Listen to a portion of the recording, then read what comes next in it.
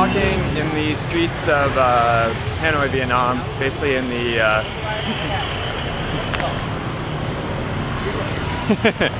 walking in the streets of Hanoi, Vietnam. That guy wanted to give me a taxi ride on his little motorbike there. But what I wanted to talk about today was basically first impressions and how we basically start to judge people. Hello. Hello.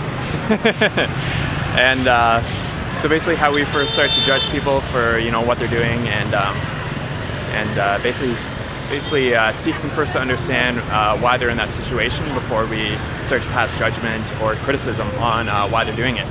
And something that you see a lot of here in Vietnam on the streets here are these female peddlers. So these women peddlers who go around.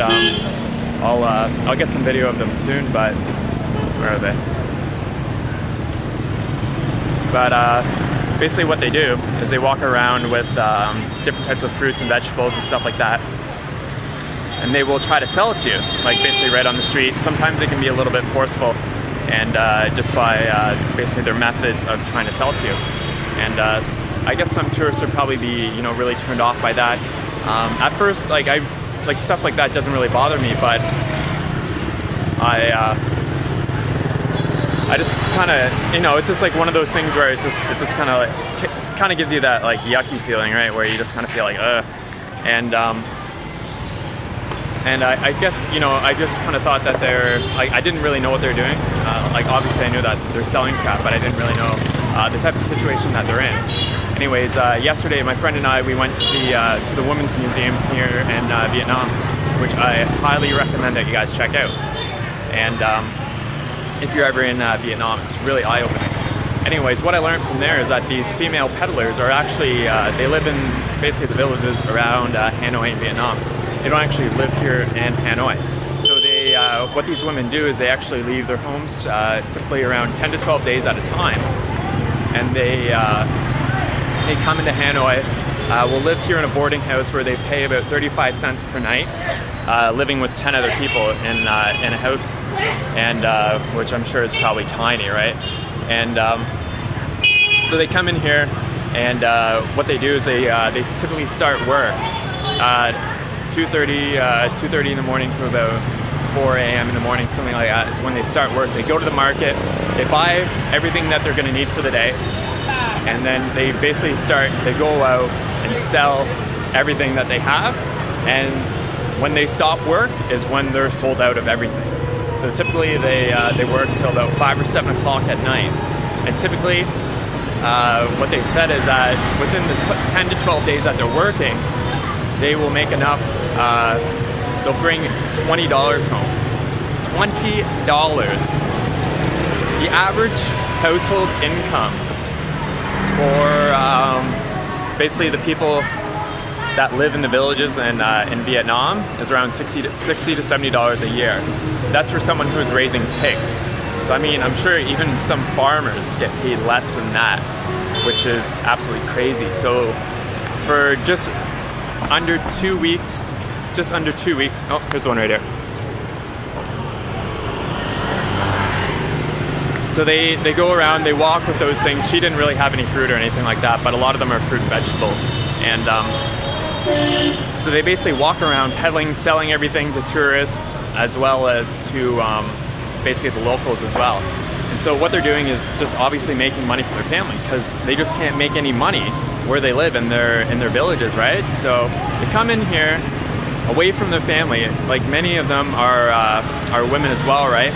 And so I mean, they're leaving their husbands and their children to come in here and to make some extra money just to provide a better future for their kids, right? Because they want them to get like a good education so that they can go on and be successful.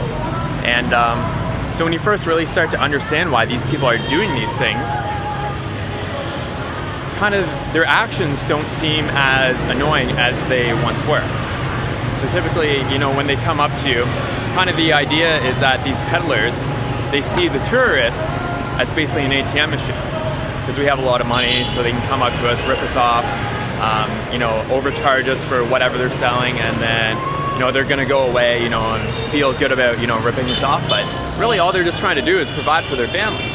And I mean, to me, like, some of my haggling, it might be to save 25 or 50 cents, which to me is like nothing.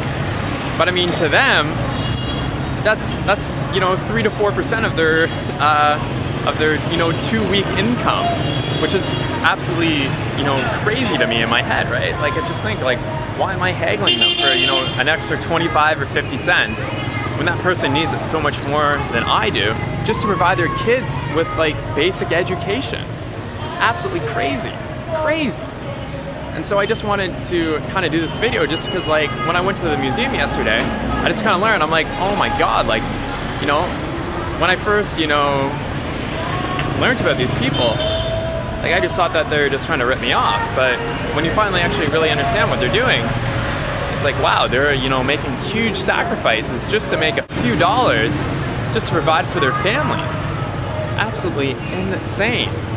And, so it just changed my perception right away. And I guess kind of the moral of the story is to actually first to start to seek to understand other people before you pass any type of judgment on them. So, and that can be with really any type of person, and I think it's really applicable to people who are, say, like, addicted to drugs or addicted to alcohol, anything like that. It's best, rather than just say that they're a bad person for their habits, understand why. Why are they doing this? Why do they have this problem? Or why are these people poor? Why do they have to go through the lengths of, staying away from their family for 2 weeks at a time to make $20? Like, working 16, 17-hour days and getting no sleep. I thought they're, like, I'd see some of them sleeping, right? Just see some of them sleeping, and I thought they were lazy. I thought they were so lazy, right? I'm like, why don't you guys get up and start selling, right? Like, wouldn't that be more profitable? And I didn't realize that they're getting only like 4 or 5, maybe 6 hours of sleep per night. That's like, wow, like, it's a huge eye opener. And gonna just cross the street in Vietnam here. Whoa! I'll have to do a video on how to cross the street in Vietnam, because there's actually tips and tricks on how to do it. But save that for another video. Anyways, see one right here who's selling flowers. So she's selling flowers, and these ones here are selling fruits and vegetables. And we got more here that are selling fruits. And so typically when you make eye contact with them, that's when they'll come up and approach you. But if you do not make any eye contact with them, then they usually won't bother you. But it's just that perception, right? Like, that they're trying to rip you off, and I mean, it's really not what they're trying to do, because they're not really making a lot of money what they're doing. And I mean, it might be different in different parts of the world, but specifically here, they're such a poor country, like, so poor compared to Canada. It's really, really eye-opening that, like wow, like, these people really need basically more, just, I would just say, education to really kind of get them moving along, right? But it's absolutely crazy. But I just wanted to do a video today just kind of talking about, basically the perceptions that, we get of people before we actually really understand why they have certain problems or why they're doing things the way that they're doing. Like, look at this one right here. She's got one on a bike.